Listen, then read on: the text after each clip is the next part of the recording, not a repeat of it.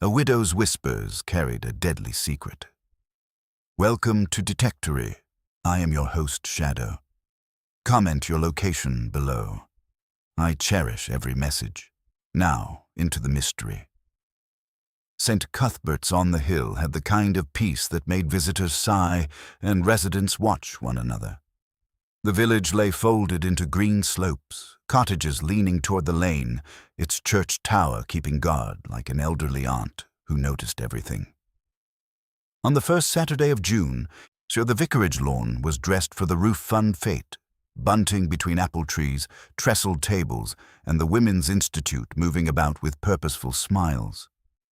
The fete was meant to be harmless. Cake, jam, a raffle, and a tombola whose prizes were wrapped so well that even the donors had forgotten what they were.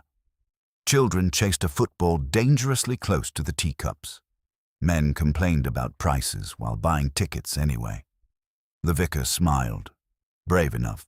Miss Jane Marple arrived precisely at 3, as she always did, when invited to a little thing. She wore a pale lavender cardigan and carried a small handbag that seemed to contain whatever an afternoon might require. Mrs. Bantry steered her toward the shade of a chestnut tree, where chairs had been arranged for those who preferred their enjoyment seated. "Jane, dear, you must look at my begonias," Mrs. Bantry said. "And do look at the tombola prizes. Someone has donated a most extraordinary shawl. Too generous, if you ask me." "Generosity does sometimes conceal other things," Miss Marple murmured pleasantly. Superintendent Hargreaves, down from much Benham for the afternoon, stood near the tea-urn with the air of a man trying not to crush anything. He chatted to the vicar while keeping a professional eye on the crowd. The villagers, who adored authority when it wore a tidy coat, had observed him with affectionate interest and, as always, with the hope that something might happen. Something had already happened, though it was not yet a crime. A new resident had arrived in March and remained new despite being seen everywhere. Mrs. Elspeth Wainwright, a widow in Wren Cottage at the far end of the high street, where hedges grew tall and the light looked shy. Her husband had died suddenly in London, leaving her comfortably provided for and, to village minds, suspiciously alone. She sat now at the center of attention, darkly dressed despite the sun, handsome in a controlled way, hair pinned back like a decision, eyes the gray of rain on slate. People leaned toward her when she spoke, not only because her voice was low, but because it suggested confidences. When asked about London, she smiled as though remembering a noise that never ended. "London is noisy," she said. "Here, you can hear what isn't said." The line traveled from table to table. "Mrs." Pritchard repeated it with a shiver. Mr. Dyer at the post office improved it into something about voices at night. By 4, a knot of villagers near the raffle table were exchanging glances that suggested the widow was either a poet or a danger. Miss Marple listened without appearing to. She watched, as she always did, the things people did when they thought no one watched back. Mrs. Wainwright's hands were careful, smoothing an invisible crease, aligning a teaspoon, and touching the edge of her chair as if to reassure herself it was still there. More interesting was where her gaze went, not to faces first, but to corners, the dark mouth of the tool shed, the gap between 2 U's, the shadow under the marquee flap where a person might stand unseen. Near the rose bed, Lucy Hartnell laughed too loudly. Lucy was secretary at the late Colonel Hartnell's estate and, in the village's opinion, altogether too pretty and far too clever for such laughter, as a sleek black saloon had turned into the drive.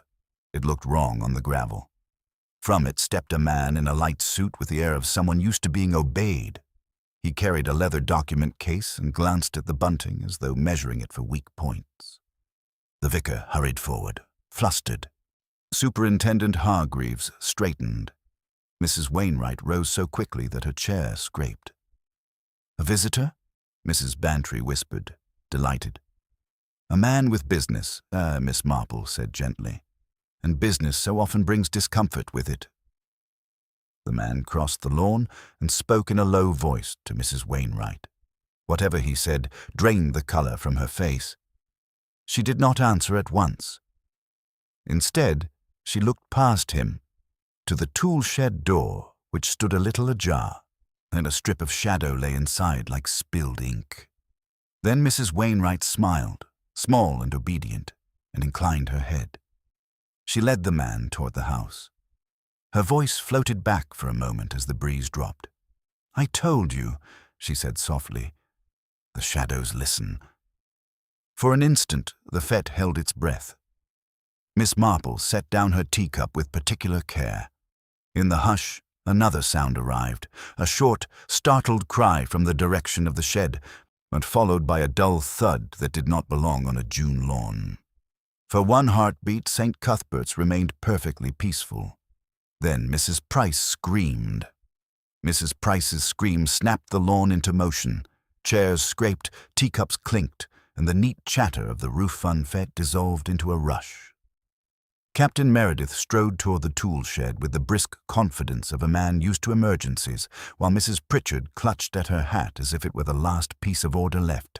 Superintendent Hargreaves moved before anyone else had properly decided what they had seen.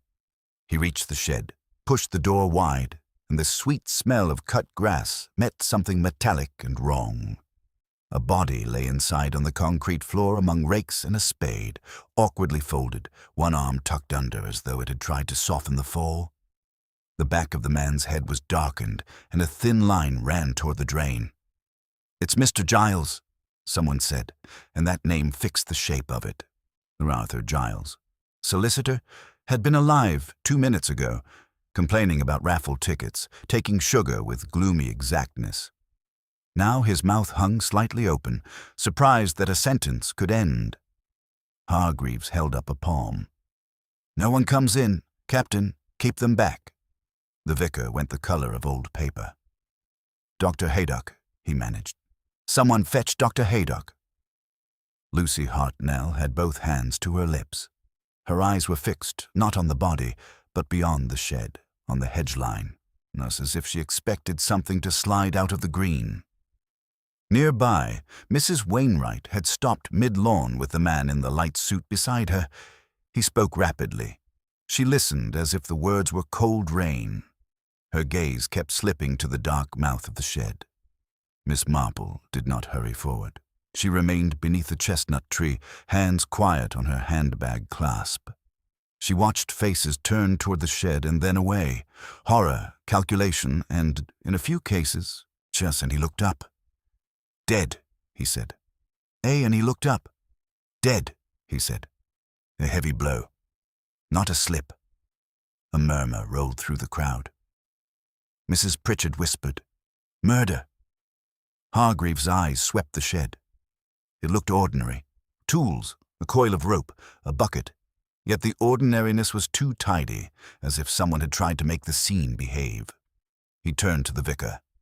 "Is this usually locked?" "It belongs to the church," the vicar stammered. "The church warden keeps a key, but for fates we leave it. People fetch things. It's convenient." "Convenient," Hargreaves repeated, "and crowded, so anyone could step in and out." Captain Meredith cleared his throat. "Saw Lucy Hartnell go round the side earlier. Said she was looking for more chairs." Lucy's head snapped up, color rising. "I did go round, not to the shed, to the marquee store. Mrs. Clements was with me." Mrs. Clements nodded so hard her hatpins threatened rebellion. "Yes, Lucy helped me carry plates." Hargreaves' voice stayed even. "All right. Everyone stays here. No one leaves the grounds. Reverend, have your wife take the children indoors. Captain, you and Mr. Dyer keep folk back." The man in the light suit pushed forward, impatience flaring. "This is absurd. I have an appointment in Much Benham." Hargreaves regarded him. "Name? Philip Rendell, as I represent certain interests connected to Mrs. Wainwright's late husband." The phrase made several heads turn. Mrs. Wainwright spoke very softly. "Must you put it like that, Mr. Rendell?" Rendell's gaze flicked to the shed, and for an instant his annoyance became something closer to fear. I'm putting it as it is. And now, this. You were speaking with Mrs. Wainwright when Mr. Giles was killed? Hargreaves asked. Yes, Rendell said. I'd just arrived. And what brought you today? Mrs. Wainwright's fingers tightened on her reticule. A message, she said, from London, about my husband's affairs. Miss Marple's eyes drifted as if idly to the shed threshold. Something lay there, half in shadow. A grey button, detached, the sort used on a man's cuff. It was small, nothing at all, except that it had no business on the ground. She leaned toward Mrs. Bantry. Was Mr. Giles wearing his grey suit today? Mrs. Bantry blinked. Yes, grey and rather shiny at the elbows. And Mr. Rendell's suit is light, Miss Marple murmured. Hargreaves produced a notebook and began taking names. People offered stories without being asked. Who had been near the shed, who had argued with whom, who had looked odd. Mrs. Price insisted she heard a man's voice, low and angry. Mr. Dyer said he saw someone slip behind the yews. Captain Meredith watched Mrs. Wainwright with a soldier's suspicion, as though grief itself were a disguise. While the superintendent's attention was occupied, as Miss Marple rose and walked a few steps as if seeking a better chair. She did not cross the invisible line Hargreaves had drawn, but she looked, quietly, thoroughly. The angle of the door, the line of the drain, the rake that leaned a touch too straight, and on the inside latch, just above the handle, she saw a faint smear of dark polish, as though a carefully shined shoe had brushed it while someone stepped quickly through the doorway.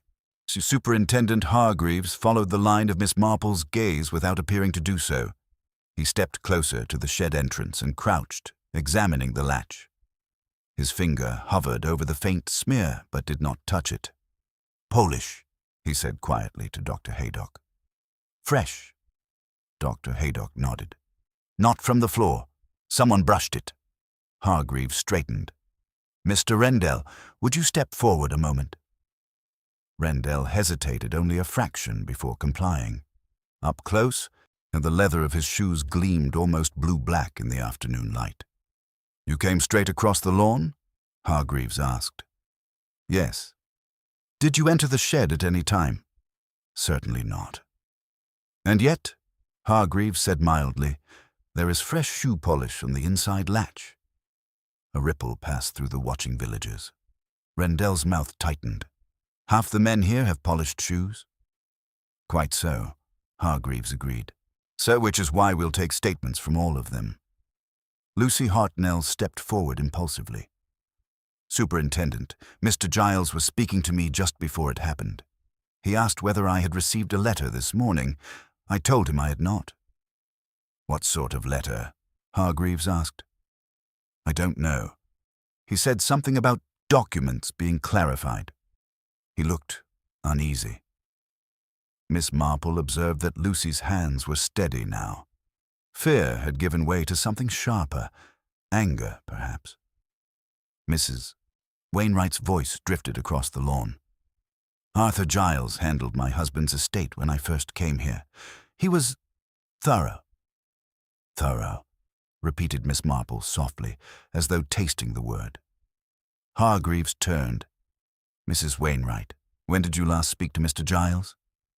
Not since Tuesday. He called at Wren Cottage regarding certain papers. I told him I would not be hurried. Hurried about what? Hargreaves pressed. She paused. The hesitation was almost imperceptible, yet it hung there, about transferring some investments. From whose name? My late husband's. Rendell interjected, which is precisely why I came today. There are irregularities in the London accounts. I advised Mrs. Wainwright that matters required immediate attention. The word irregularities fluttered like a startled bird. Mrs. Pritchard gasped audibly. Hargreaves made a note. So Mr. Giles was involved in these transfers? Yes, Rendell said. Not too as local solicitor. And he may have discovered something he didn't like, Hargreaves suggested. Rendell spread his hands. I am not in the habit of speculating. Miss Marple's eyes drifted again to the shed interior. The rake leaned against the wall at a curious angle. Not fallen, not properly placed. Simply adjusted. She remembered the way young Tommy Sims once set his cricket bat just so after breaking Mrs. Lucas's window, hoping the neatness would imply innocence. "Superintendent," she said gently, "may I ask, has anyone considered whether Mr. Giles was struck facing the door or with his back to it?" Hargreaves looked at her with professional respect. "Dr. Haydock?" "The wound is to the back of the head," Haydock replied. "Blow from behind. He likely stepped inside first." "Then the killer must have been already within," Miss Marple said almost to herself, "or followed very closely." Captain Meredith frowned. But no one saw two people enter. "People at Fates rarely see what is in front of them," Miss Marple murmured. "They see what they expect." Hargreaves addressed the crowd. "Think carefully. Who was near the shed in the minutes before Mrs. Price screamed?" Mr. Dyer cleared his throat. "I saw Mr. Giles walking briskly that way.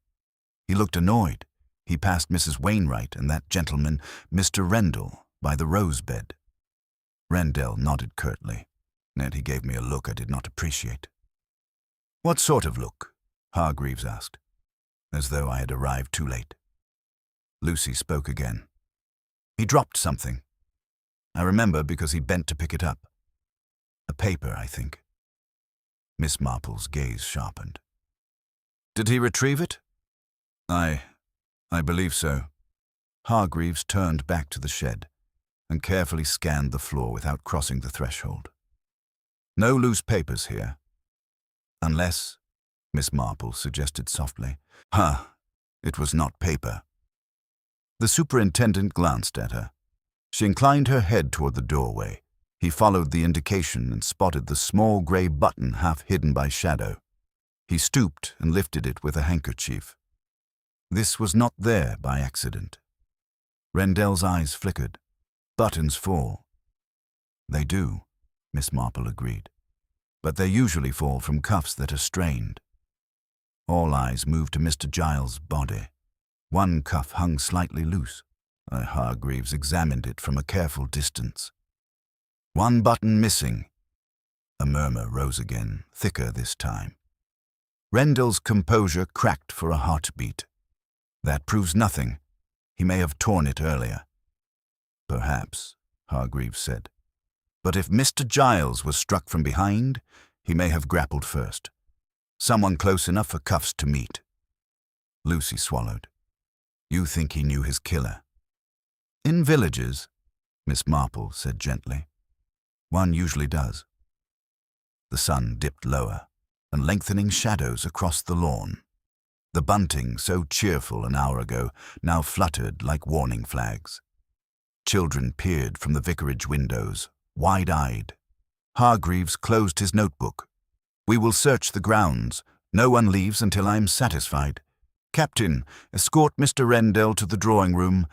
Mrs. Wainwright, I shall require a fuller account of your husband's affairs." Mrs. Wainwright inclined her head. Her face had regained its pallor, composed and distant.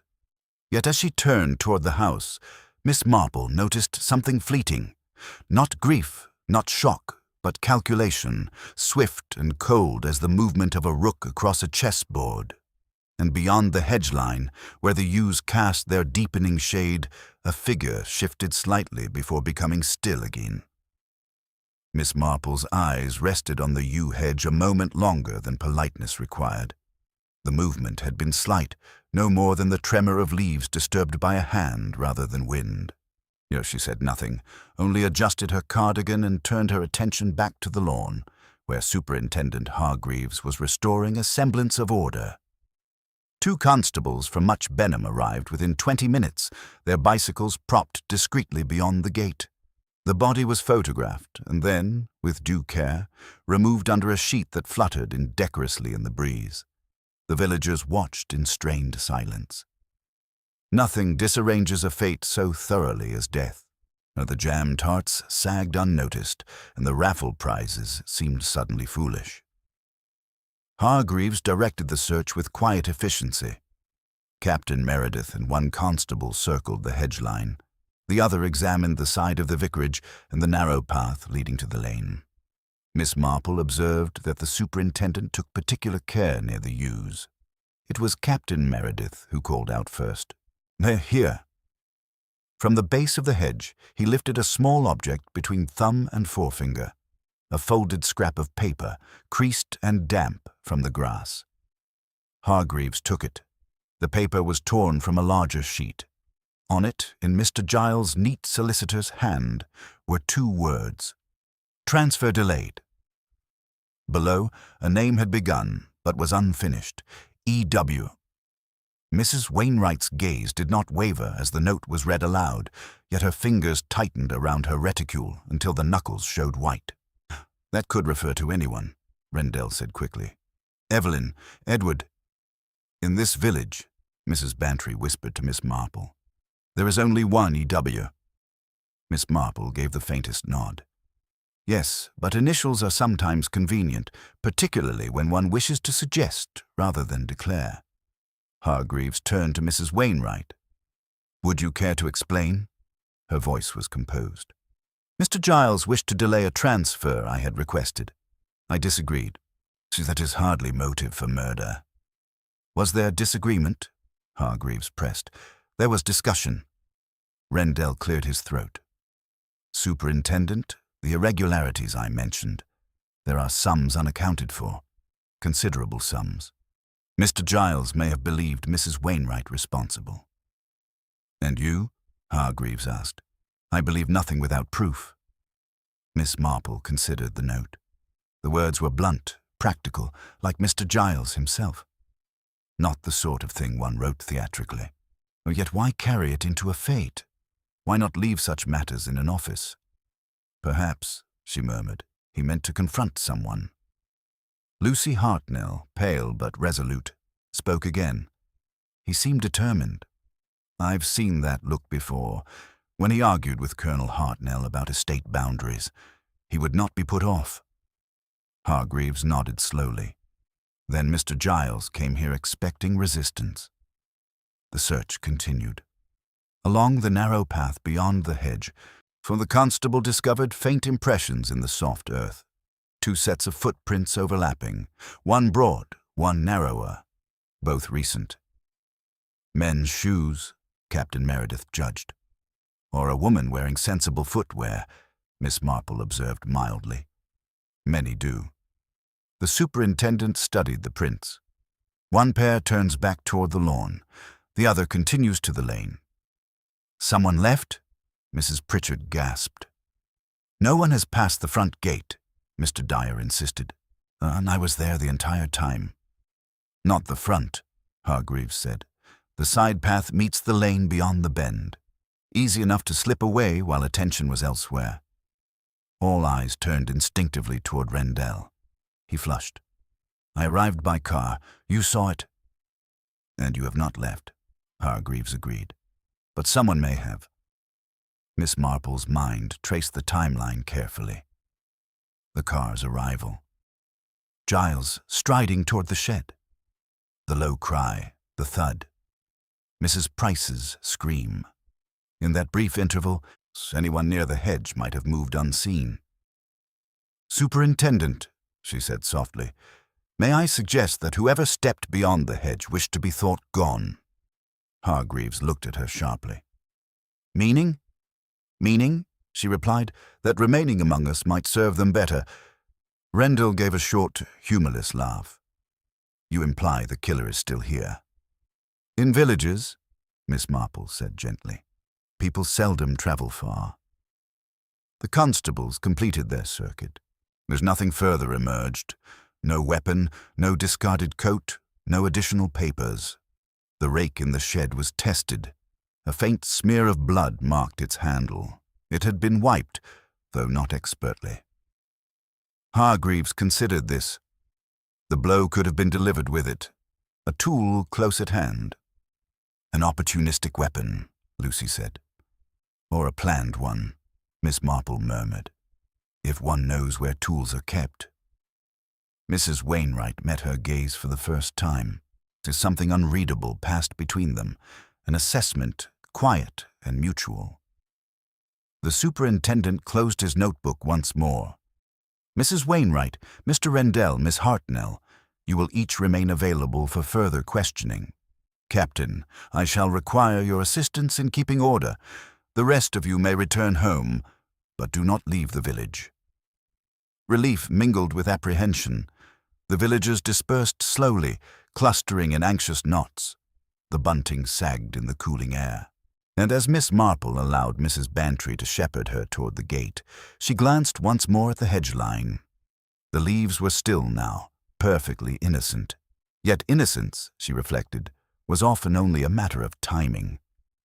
Behind them, Superintendent Hargreaves stood alone near the shed, staring at the faint polish mark on the latch, as though it might yet speak.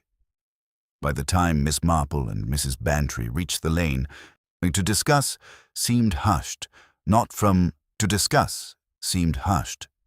discretion, but from the effort of containing speculation until doors were safely shut. My dear Jane, Mrs. Bantry said in a strained whisper, you cannot possibly believe that poor Elspeth Wainwright. I believe nothing yet, Miss Marple replied gently. Belief is most inconvenient in such matters, as one must observe. They paused at the bend where the narrow side path from the vicarage joined the lane. Miss Marple's eyes dropped to the earth. The constable's boots had disturbed much of it, yet beneath the scuffing she discerned something faint, a small crescent indentation, repeated at uneven intervals. A woman's shoe? Mrs. Bantry ventured. Possibly, Miss Marple said, though one must not be misled by size alone. It is the rhythm that interests me. Rhythm? Yes. The steps lengthened near the hedge, as though the walker hastened, then shortened again approaching the lane. Someone eager to appear composed upon arrival. Mrs. Bantry shivered. You make it sound deliberate.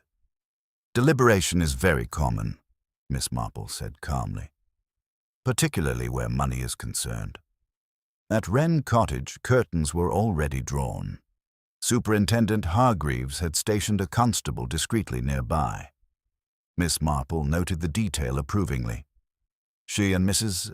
Bantry continued toward the high street, where small groups lingered outside doors under the pretense of fresh air. Mr. Dyer leaned against his post office window. Terrible business, he said at once. I always thought Mr. Giles too rigid. Rigid men provoke resentment. Indeed, Miss Marple murmured, and yet they are often useful. Inside the Blue Boar, voices rose and fell in anxious cadence. Captain Meredith stood near the hearth, recounting the discovery of the note for the third time. And expression?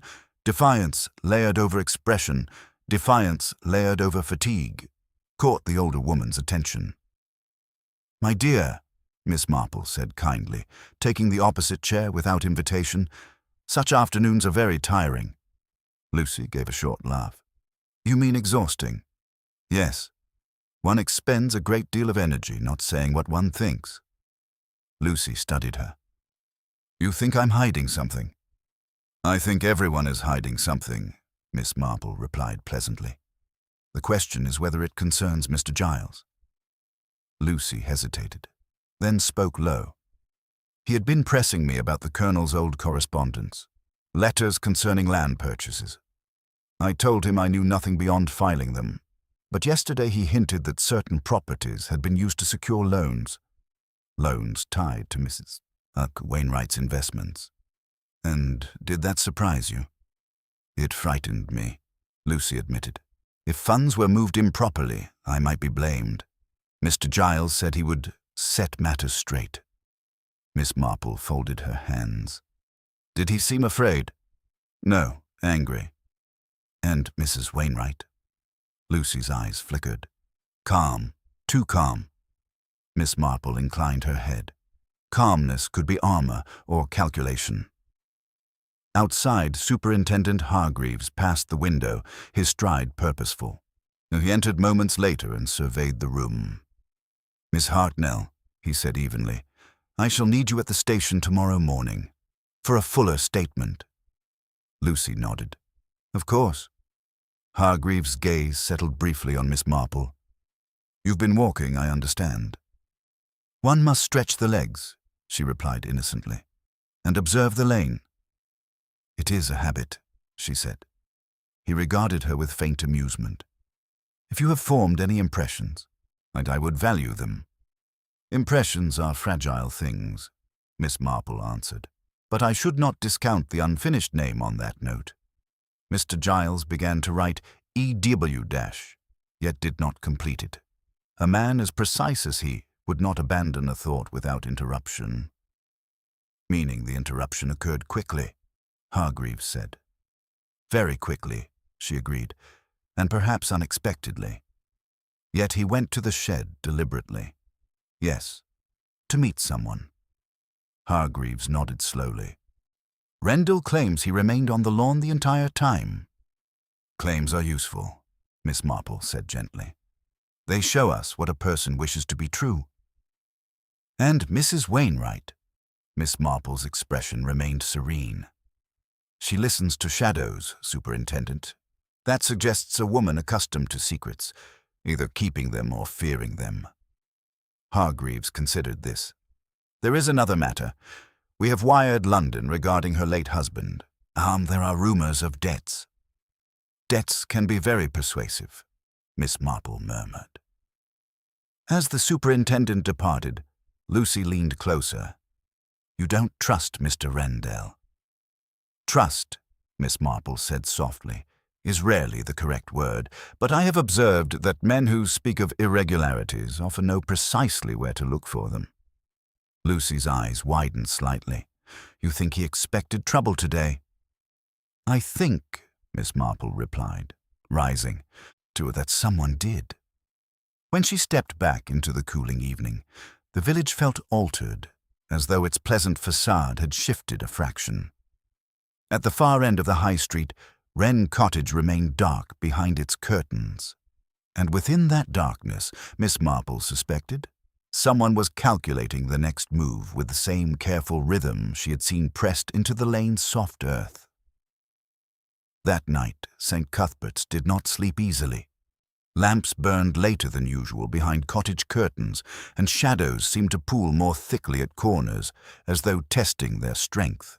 Miss Marple, seated by her bedroom window with her knitting untouched in her lap, considered the pattern of the day with the same patience she brought to wool and needle.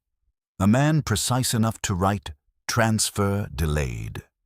A note begun and never finished. A blow struck from behind. A hedge that concealed movement rather than escape. And a widow who spoke of shadows listening. Shortly after 9, a knock came at her door, light but urgent. It was Lucy Hartnell, coat hastily thrown over her shoulders. "I'm sorry," Lucy said breathlessly. "I didn't know where else to go." Miss Marple ushered her in at once. "My dear, when a young woman looks as though she expects pursuit, one does not question her choice of refuge." Lucy swallowed. "Someone's been watching Wren Cottage. I saw him from my window, not a villager, too careful. And he stood near the yews and then slipped away when I opened my curtains." "Near the yews again," Miss Marple murmured. "I thought of the footprints, of the lane. If Mr. Giles was killed over money, perhaps whoever did it hasn't finished." Miss Marple's eyes sharpened. "What do you mean?" Lucy hesitated. "Mr. Giles told me yesterday that if certain documents were exposed, the whole arrangement would collapse. He wouldn't explain further, and only that someone had miscalculated." "Miscalculated," Miss Marple repeated softly. "Yes, as though the plan depended on timing." Miss Marple rose and crossed to the window. The high street lay quiet under a pale moon. "Plans that depend upon timing," she said thoughtfully, "are vulnerable to interruption. Mr. Giles's note suggests he intended to delay a transfer. If that delay threatened someone, they might act swiftly." Lucy's voice trembled. "You think it was Mrs.?" Miss Wainwright. I think, Miss Marple replied gently, that Mrs. Wainwright is accustomed to playing a role. Whether she directs the performance is another matter. A second knock sounded, firmer this time. Superintendent Hargreaves entered with a grave expression. Miss Marple, forgive the hour. There has been another development. Lucy stiffened. At Wren Cottage, he continued, we found signs of forced entry. Mrs. Wainwright claims she heard movement in her garden and locked herself inside. When we arrived, her study window was open. Was anything taken? Miss Marple asked. Papers? Hargreaves said. She cannot specify which. Convenient, perhaps. Lucy's hand flew to her mouth. The documents? Possibly, Hargreaves agreed. Or someone wishes us to think so. Miss Marple's gaze remained steady. Did Mrs. Wainwright appear frightened? She appeared composed, he replied. Very composed. That is interesting. Hargreaves stepped closer to the fire. There is more, the London telegraphed. Her late husband's accounts show substantial withdrawals in the weeks before his death. Funds transferred through intermediaries. One intermediary, Philip Rendell. Lucy let out a sharp breath. Hargreaves nodded grimly. Rendell claims professional duty, yet the sums align with the investments Mr. Giles was reviewing. Miss Marple resumed her seat. Then Mr. Giles' delay threatened not merely Mrs. Wainwright, but Mr. Rendell as well. Indeed. Did Rendell have opportunity? She asked. He insists he remained visible on the lawn until Mrs. Price screamed. Several confirmed seeing him. Visibility can be deceptive, Miss Marple said quietly, particularly in crowds. Hargreaves considered her. You believe he may have stepped behind the hedge earlier? I believe, she replied, that whoever moved behind the hedge did so expecting attention to be elsewhere. The arrival of a motor car, for instance, provides distraction. Lucy looked from one to the other. Then the killer arranged his own interruption. Perhaps, Miss Marple said, or exploited it. A constable appeared at the doorway, hat in hand. Sir, Captain Meredith requests you at once. Something's been found near the lane. They went together, Lucy remaining reluctantly behind. The night air carried the scent of damp earth as they approached the bend where Miss Marple had earlier studied the footprints. Captain Meredith stood beside the hedge, lantern casting wavering light. On the ground lay a leather glove, dark, finely made. One button clung to its cuff by a single thread. Hargreaves crouched. The mate to Mr. Giles's missing button. Miss Marple bent carefully. The leather was scuffed along one side as though brushed against rough bark. Dropped in haste, she said softly. Or planted, Hargreaves countered. She inclined her head. Yes, that too. Captain Meredith frowned. It belongs to Rendell, surely. City gentleman's glove. Perhaps, Miss Marple replied. But gloves can be borrowed or stolen. Hargreaves rose, the lantern light sharpening his features. We shall question Rendell again, at once. As they turned back toward the village, Miss Marple glanced once more at the hedge. The leaves were motionless, yet she felt the faint stir of something unresolved. Plans that depend upon timing, she reflected, can unravel if one thread slips. And tonight, though more than one thread lay exposed in the moonlight. Philip Rendell did not appear surprised when Superintendent Hargreaves requested his presence at the vicarage drawing-room that same night. He rose from the chair where he had been seated under quiet watch and adjusted his cuffs with measured precision.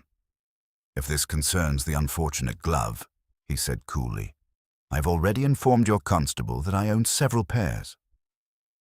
Hargreaves placed the recovered glove upon the table between them. And are you in the habit of scattering them along hedgerows?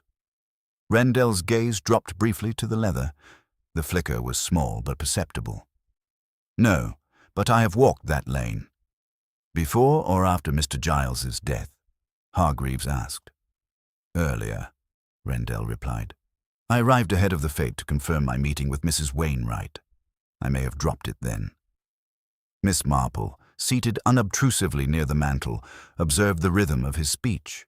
No hesitation, no visible strain, and yet something in the cadence felt prepared. "You walked by the hedge," she said mildly, "before greeting anyone." Rendell's eyes shifted toward her. "I prefer to stretch my legs after a drive." "Of course," she murmured. "One does." Hargreaves folded his arms. "Mr. Rendell, London has confirmed that you facilitated several transfers from the late Mr. Wainwright's accounts shortly before his death." Rendell did not blink. "At his instruction." "Written instruction?" Hargreaves pressed. "Verbal, or in the presence of witnesses?" "Names." Rendell paused. "Clerks. I would need to consult records." Miss Marple noted the first true hesitation. Small, but distinct. "And yet," Hargreaves continued evenly, "Mr. Giles appears to have questioned the legitimacy of those transfers." "He was provincial," Rendell said dismissively. "Suspicious of anything beyond his comprehension." "Suspicion," Miss Marple said gently, "is often born of comprehension." Rendell's mouth tightened. A knock interrupted them. Mrs. Wainwright entered, pale but composed. "I understand you wish to speak further." Hargreaves gestured toward a chair. "Your study was disturbed tonight. You believe papers were taken." "I do," she replied. "Documents concerning my husband's estate." "Which documents precisely?" She hesitated. "Correspondence." "With Mr. Rendell?" Miss Marple asked softly. A faint flush touched Mrs. Wainwright's cheeks. "Among others." Rendell rose slightly. "Elspeth, you need not—" "Please sit," Hargreaves said sharply. Miss Marple watched them both. There was familiarity in their tension, an ease beneath the strain. "Mrs. Wainwright," she said kindly, "when Mr. Giles called upon you Tuesday, did he accuse you directly?" "He implied impropriety," she answered. "I resented it." "And today?" Miss Marple asked. "He intended to confront me publicly," she said. "I would not have that." Rendell's head turned sharply toward her. "Ah, publicly?" "That was my impression," she said evenly. Hargreaves leaned forward. "Yet Mr. Giles went to the shed, not to the lawn." Silence lingered. Miss Marple spoke into it. Perhaps he expected someone else there. Rendell exhaled impatiently. "This is conjecture." "Indeed," she agreed, "but conjecture can reveal pattern." Hargreaves rose. "Mr. Rendell, until we clarify matters, you will remain in the village." Rendell gave a tight nod. When he had been escorted out, and Miss Marple remained seated, her gaze resting on Mrs. Wainwright. "You are not afraid," she observed quietly. Mrs. Wainwright met her eyes. "Should I be? Most widows would be." A faint smile curved her lips. "I have endured worse than gossip and policemen."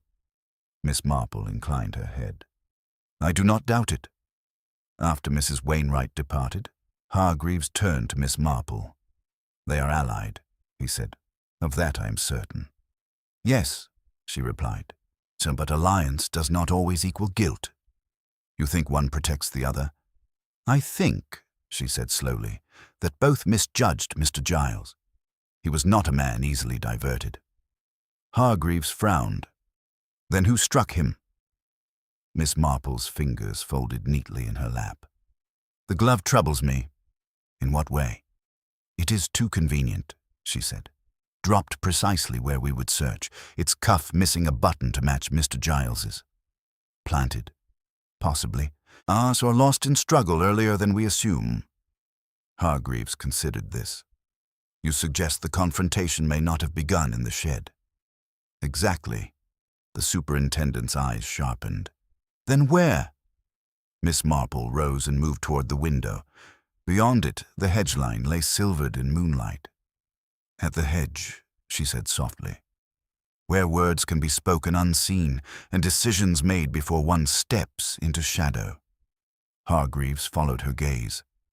"If that is so, the blow in the shed was final," Not sudden. Yes, she replied. A culmination. A constable entered quietly. Sir, Miss Hartnell has sent word.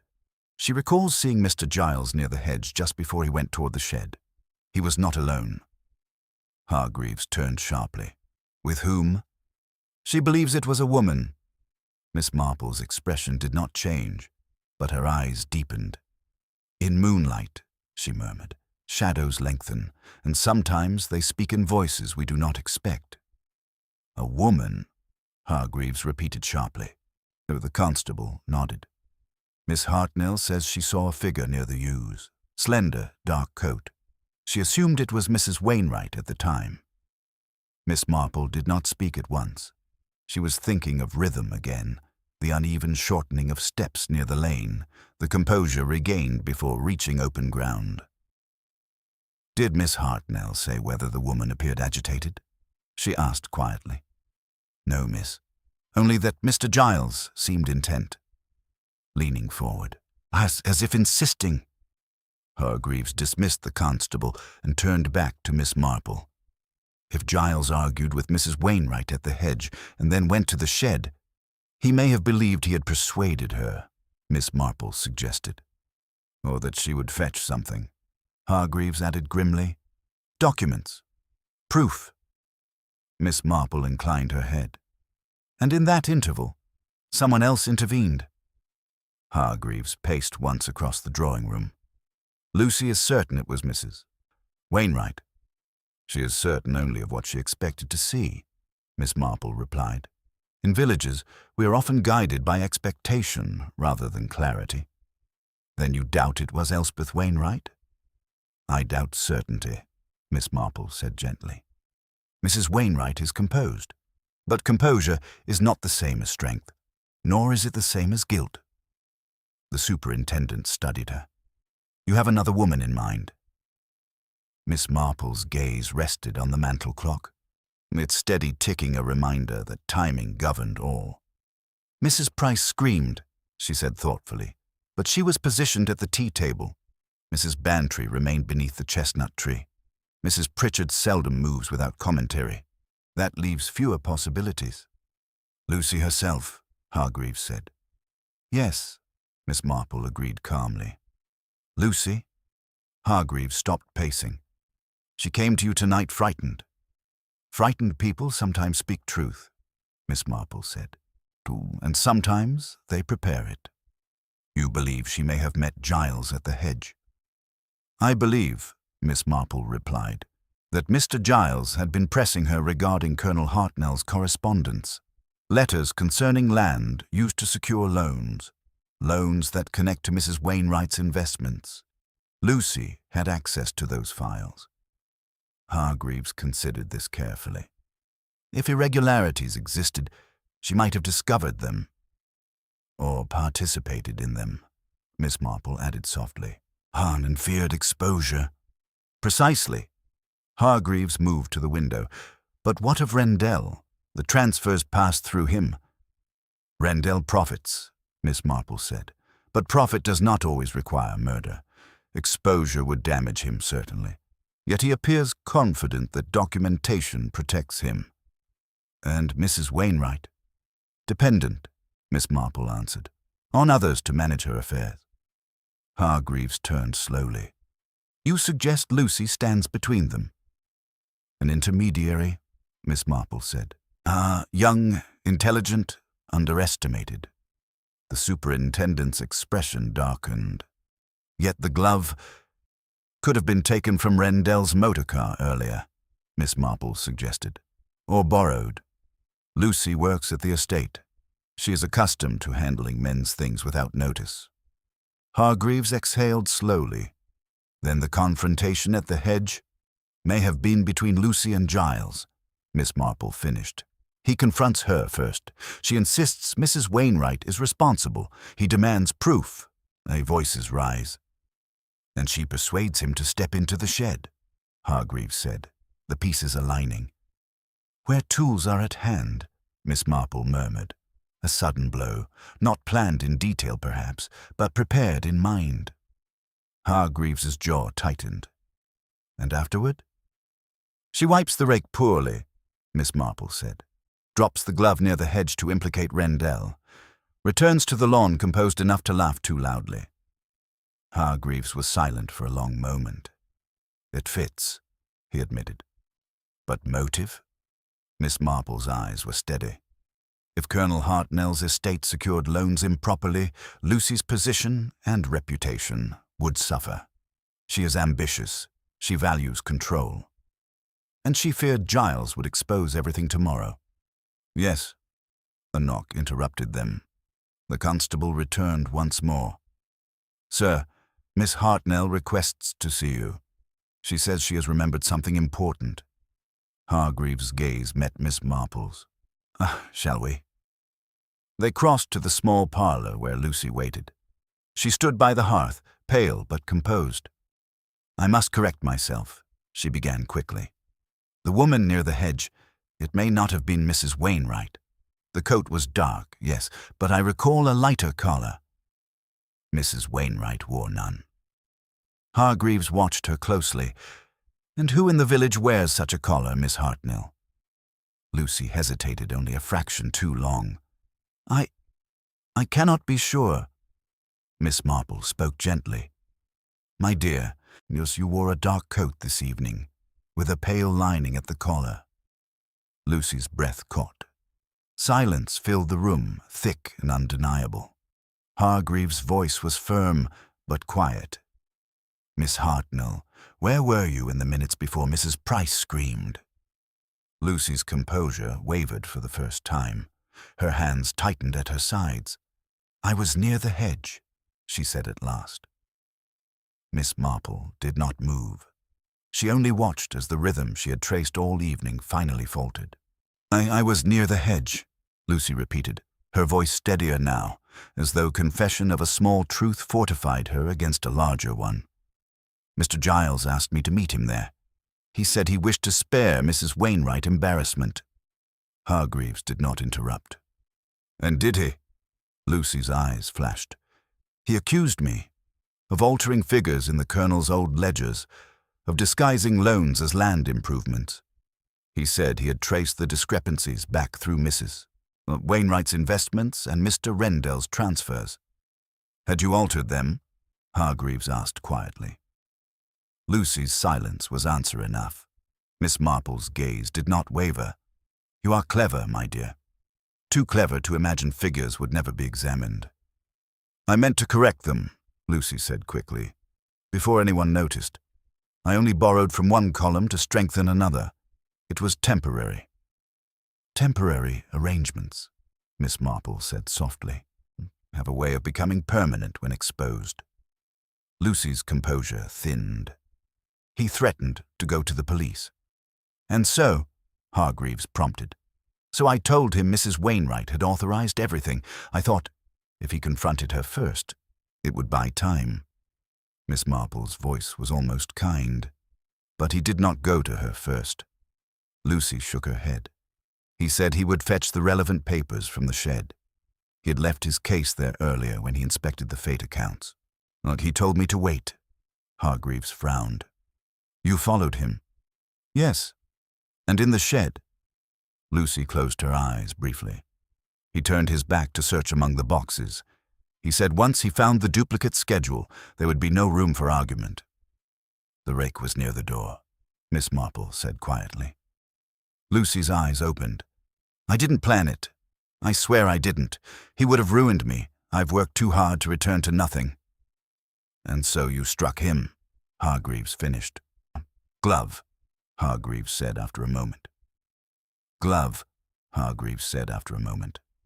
You placed it. Lucy nodded faintly. I saw Mr. Rendell remove his gloves when he arrived. He left them on the passenger seat of his car while speaking to Mrs. Wainwright. I passed close enough earlier to take one. Miss Marple inclined her head. A bold choice. I thought suspicion would fall on him immediately. The transfers, as the debts, it seemed obvious. And the note? Hargreaves asked. Lucy swallowed. When he dropped it near the hedge, I saw only the words, transfer delayed. I feared he had written my name. I didn't know he'd only begun Mrs. Wainwright's. You left it, Miss Marple observed. I dared not take it. Too many eyes. Hargreaves exhaled slowly. And tonight? The disturbance at Wren Cottage? Lucy's shoulders sagged. I needed the correspondence he mentioned. I thought if I destroyed it, the trail would end. But the study was locked. I fled when I heard the constable. Miss Marple regarded her steadily. You see, my dear, plans depending on timing falter when fear intrudes. You acted too quickly. Lucy's expression crumpled then, not theatrically, but with exhausted recognition. I never meant to kill him. No one does, Miss Marple said gently. Yet once a blow is struck, one cannot return to the moment before it. Hargreaves stepped forward, his tone firm but not unkind. That, Miss Hartnell, you will come with me. Lucy nodded, tears finally escaping the restraint she had maintained all evening. As the constable led her away, the room seemed to release a breath it had held since the afternoon. When they were alone, Hargreaves turned to Miss Marple. You suspected her from the lane? I suspected rhythm, she replied. The shortening of steps, the careful composure regained, and her laughter too loud for comfort. And Mrs. Wainwright? Guilty of secrecy, Miss Marple said, but not of violence. She relied upon others to manage what she scarcely understood. And Rendell? Complicit in financial impropriety, perhaps, but not in murder. Hargreaves nodded. The village will speak of this for years. Yes, Miss Marple said softly. And they will remember Lucy as ambitious rather than frightened.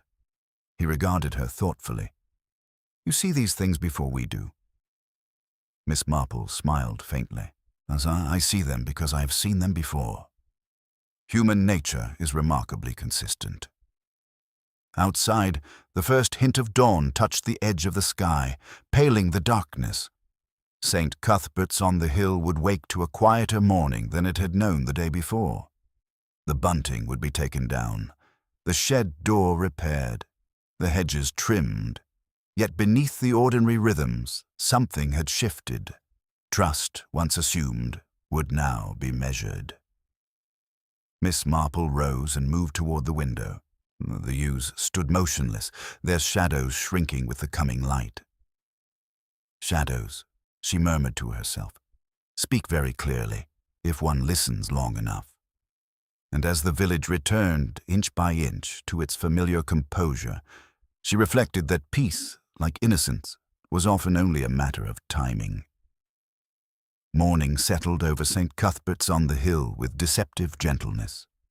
Sunlight touched the church tower, glinted upon cottage windows, and revealed, without mercy, the wilted remnants of bunting still tangled in the vicarage shrub. The village had resumed its outward habits, milk delivered, shop doors opened, voices lowered, but the air carried the fragile stillness that follows revelation. Lucy Hartnell had been taken to Much Benham before dawn. The news traveled swiftly, borne not by outrage but by a sober astonishment. Ambition, miscalculation, they fear these were easier for the villagers to accept than the notion of a calculating widow or a predatory solicitor. Lucy had been one of their own. Miss Marple sat once more beneath the chestnut tree that had shaded her the previous afternoon. Mrs. Bantry joined her, hat firmly pinned as though against further shocks. Well, Jane, she said, it is settled. Though I confess I cannot reconcile the girl I knew with this. People are seldom one thing only, Miss Marple replied gently. Lucy was diligent, intelligent, and proud. Pride can be a very persuasive companion. Superintendent Hargreaves approached across the lawn, his expression thoughtful rather than triumphant. She has signed a statement, he said, clear and detailed. She altered the estate ledgers over several months, diverting funds to stabilize what she believed were temporary shortages. When Mr. Giles began tracing the transfers, she panicked. And the blow? Mrs. Bantry asked faintly. Struck in fear, Hargreaves answered, but struck nonetheless. Miss Marple folded her hands. And Mr. Rendell? Under investigation for financial misconduct, Hargreaves said. He insists the transfers were lawful, yet the documentation is irregular. Whether criminal or merely careless remains to be seen. And Mrs. Wainwright? Mrs. Bantry persisted. Hargreaves' gaze shifted toward the distant outline of Wren Cottage. She appears more victim of confusion than architect of deception. Her husband's debts were substantial. She relied heavily upon others. Miss Marple nodded. Dependence invites exploitation. Mrs. Bantry sighed. Then the shadows she spoke of were not ghosts, Miss Marple said softly, but uncertainties. She sensed what she did not fully comprehend. Hargreaves studied Miss Marple for a moment. You saw through it long before we did. I saw only what was placed before us, she replied. The unfinished note told us Mr. Giles was interrupted abruptly. And at the hedge betrayed expectation rather than sight. Expectation, Mrs. Bantry repeated. Yes, Miss Marple said. Lucy assumed Mrs. Wainwright because she wished suspicion to settle there. But memory, when convenient, shapes itself accordingly. Hargreaves gave a small nod. And the disturbance at Wren Cottage? A desperate attempt to erase correspondence, Miss Marple said. Had Lucy succeeded, the trail connecting estate loans to Mrs. Wainwright's investments might have dissolved. Mrs. Bantry shivered. All for a few figures in a ledger. For reputation, Miss Marple corrected gently. For standing, for the fear of losing what one has built. The vicar emerged from the house, overseeing the removal of the final decorations. Nuts endure prolonged disruption. They mend endure prolonged disruption. They mend themselves, though the seam is never quite invisible. A pause settled among them, companionable, yet reflective. Tell me, Hargreaves said quietly. At what moment were you certain? Miss Marple considered. When Lucy's steps shortened near the lane, a guilty conscience often adjusts its pace, hastening away from danger, then slowing to appear natural. It is a small thing, but small things accumulate. And her laughter, Mrs. Bantry murmured. Yes, Miss Marple agreed. Too bright for the circumstance. People overcompensate when they fear scrutiny. Hargreaves glanced toward the repaired shed door. She might have succeeded had she not acted twice. Indeed, Miss Marple said. The second act, returning to Wren Cottage, revealed desperation. Desperation rarely improves deception. The superintendent straightened his coat. Thank you, Miss Marple. Your observations spared us many false turns. My dear superintendent, she said kindly, I merely listen. Human nature repeats itself so faithfully that one need only recall previous examples. As he departed, Mrs. Bantry touched Miss Marple's sleeve. Do you think Lucy regrets it? Miss Marple's gaze followed the sunlight as it thinned the hedge shadows. Yes, she said softly. Regret begins the moment fear subsides, but regret does not restore what is lost. The chestnut leaves stirred gently overhead. The shed stood quiet, its interior scrubbed, tools returned to their hooks. The village would speak of the tragedy in lowered tones for weeks, then months. Eventually, it would settle into anecdote. Miss Marple rose slowly, adjusting her lavender cardigan. Shadows speak, she murmured, almost to herself. Son, but they do so only because light stands somewhere nearby. With that, she turned toward the lane, leaving the vicarage lawn to its renewed ordinariness, and St. Cuthbert's on the hill resumed its peaceful aspect, chastened, watchful, and ever attentive to what might next stir beneath its hedges.